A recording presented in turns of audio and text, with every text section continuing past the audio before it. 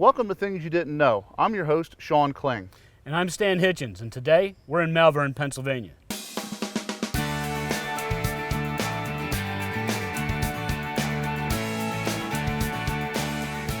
Today we're in Malvern, Pennsylvania at Duffy'S Cut.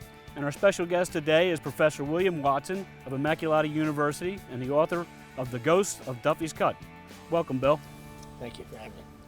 In 1832, the state of Pennsylvania was in the midst of constructing the Philadelphia and Columbia Railroad. It stretched from Philadelphia in the east to Columbia in the west on the Susquehanna River. It later became known as the Pennsylvania Railroad. This section right here became part of the Philadelphia Main Line. Now at that time there was a contractor by the name of Philip Duffy who was cutting his way through this hilly area about 20 miles west of Philadelphia. Now Duffy, he employed mostly unskilled labor, mostly Irish, and about 57 of those Irish wound up here at Duffy'S Cut. This stone monument behind me was constructed in 1909 by Martin Clement, who at that time was the assistant supervisor of the Pennsylvania Railroad in Paoli.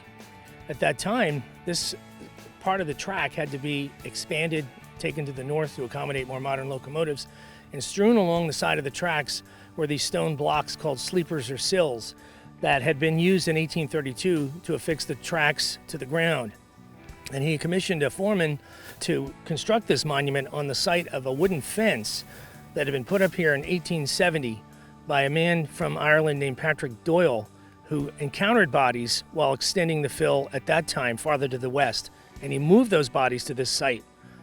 It was a known fact in the railroad that there were more bodies in the valley, and that awaited a long time, 170 some years, in order for that story to be told. Okay, well, this is the 1832 railroad fill that was constructed by the Irish workers from Donegal, Tyrone, and Derry. And the spot to my immediate right here is where the first individual was excavated. This would have been the 18-year-old, and he was clearly identified as an 18-year-old. We were able to put an ID on him because of his age from the ship list. The other bodies were to the west of that first individual. So we're talking about a huge tulip poplar that would have been about here, and it had under its roots another 4 individuals who were buried. Each of the first bodies that we excavated were found to have been in coffins. And what's interesting about those coffins is that they had about 100 nails used to seal the lids. It was very highly unusual. You never would have needed that many nails. The only reason why they would have used nails in that quantity would have been to conceal the bloody mess that was inside.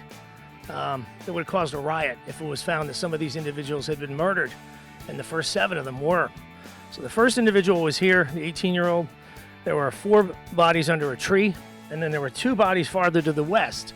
One was a tall man, over 6 feet tall, and it took an extraordinary amount of violence to kill him, including a bullet shot directly over top of his head. And then to his would have been his western portion of his coffin was the woman. She was also murdered. So we expect that there are going to be more individuals down here who were murdered. Also some, of course, who would have also died of cholera in that same time period. Okay, so the first 7 bodies were all found in the fill that they were making back in 1832. It's kind of rare, actually, that there are fills from the early days of the railroad, because most of them were paved over by later construction. In our case, it was lucky that all the construction in later years went to the north rather than the south. That would have obliterated the bodies and the camp. The camp is just adjacent over here where all of the artifacts were found from the site. There were 4 bodies under a tree. One man was entwined in the roots of the tree about right here.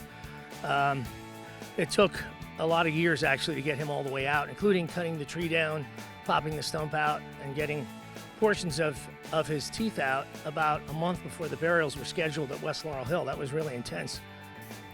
So, Bill, where did these 57 Irish laborers come from? These men all came from Ulster, and the majority came from Donegal. Next largest number came from Tyrone, and the 3rd largest contingent came from Derry. And of course, Derry City was the port of departure for their ship, the John Stamp. Right. And unfortunately for them, they arrive here at the same time that the second Asiatic pandemic strikes in the 19th century, and they all fell victim to that disease. And the crazy thing is that the immigrants were always accused of bringing the disease with them. This ship, the John Stamp, pulled into the Lazaretto, which is a quarantine station. in Tinicum in Delaware County before proceeding on to the port of Philadelphia. A physician went on the ship. Everyone on that ship was healthy. Yeah, they had to check them at the Lazaretto. That was the choke point for Philadelphia. You didn't go upriver unless you were clean. Yep. Philadelphia Lazaretto was a choke point on the Delaware River that was south of Philadelphia. Any immigrants or cargo coming from overseas had to stop at the Lazaretto and be inspected for disease before it was allowed to progress upriver to Philadelphia, one of the largest seaports in the United States. It was a choke point, nothing got through. These Irish workers obviously were cleared and allowed to proceed north to Philadelphia. But Bill, isn't it also important to remember that in the 19th century, around this time, Irish immigrants were greatly discriminated against. They were considered subhumans by Americans, and industrialists at the time cared very little for their welfare on their construction sites and railroad cuttings, factories and mines. Yep, absolutely. With there being no official record for the 57 people that were buried here, and them being buried by Duffy's blacksmith, they were lost to time. The story of Duffy's Cut basically was just remembered in local folklore, and very dimly at that. There's a lot of misinformation, obfuscation, changing of the records, literally by the railroad and by locals who wanted to cover up that there had been a crime committed here. And if it weren't for the fact that the Pennsylvania Railroad maintained a file on this story, none of the real story would have come out, actually, to the public. It wouldn't have become a piece of history if not for the Pennsylvania Railroad file that was created by Martin Clement, the man who put the stone monument together up at the top of the fill here. Actually, that file contained information that Clement could, everything he could get from railroaders at the time that he was here, 1909 to 1911. Subsequently, there was a lot more that we were able to uncover, but without that file, none of this would have happened. And it contains interviews that were made with people who were alive at the time, including a man who was walking along the tracks and saw ghosts dancing on their graves down in the valley a month after the deaths. That was an interview from the 1880s, but there was a persistent folklore in this area from the 1830s onward until when we began our dig after my brother showed me this file. Actually, it survived in the Pennsylvania Railroad vaults. When the railroad went under in the late 60s and everything was put up for auction around 1970, that file was not included in the bundles of miscellaneous papers because my grandfather took that out of the vault before everything went up for auction. He'd been the personal assistant of Martin Clement when Clement was the president of the Pennsylvania Railroad from the 1940s to the 1950s. And he was able to preserve this little bit of history. I didn't know about that file until 2002, and that's when we began our work here at Duffy'S Cut. First with the area immediately behind me in the shanty area, where the workers had their camp. It was a kind of temporary structures. It would have been tents more than, lean-tos rather than any permanent kind of structure. But there's evidence in this area directly behind me of their life and their death. Hundreds, if not thousands, of artifacts uncovered here, including Irish emblem pipe bowls, a stem from a pipe stamped the city of Derry, which is the port of departure for the ship, and all kinds of implements of their daily lives. If the construction that had happened on the railroad in later years, in the 1870s, and then again around 1909, 1911, had come to the south instead of to the north, not only would their bodies have been obliterated, but every bit of their existence in their short time in America here would have been obliterated too. We're very lucky that things turned out the way they did here at Duffy'S Cut. A lot of coincidences, a lot of strange things going on that made this possible for this story to be recovered, and their otherwise anonymous lives to be brought into public view. But cholera should only claim between 40, 50, 60% of its victims anywhere at any time. And we had the record here that there were all of the Irish workers dying. So 100%, we suspected that there was some kind of foul play involved. So why 100% and not the 40 to 60% that most of the statistics show it should be? Exactly. And the fact that this particular piece of property back in 1832 was owned by the family that ran the East Whiteland Horse Company, a group of local vigilantes who had had a feeling that the Irish were usurping them from the lower end of the economy and manual labor. And maybe you were thinking that maybe these vigilantes had something to do with the deaths of these? That's exactly what we thought.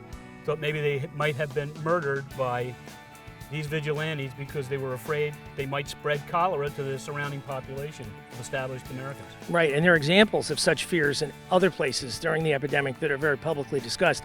But here, for some reason, there's a black hole. all kinds of missing information and, misinformation being applied to the story outside of the railroad. A cover-up. A cover-up. We're historians who started this whole project here at Duffy'S Cut, but we did this excavation according to industry standards of archaeology. The University of Pennsylvania Anthropology Museum came in and helped us. Janet Monge, the physical anthropologist, and Samantha Cox, her assistant, who's an archaeologist with extensive field experience. Bill, that's fascinating. I can't thank you enough for helping us out with this. And we can read about this in your book, The Ghost of Duffy'S Cut, can't we? Absolutely, Stan. And there's another one coming out next October called Massacre at Duffy'S Cut. A provocative title, but it's actually what happened here. I'm Sean Kling, I'm Stan Hitchens. And I'm Bill Watson, professor of history at Archaeology University. and you've been watching Things You Didn't Know.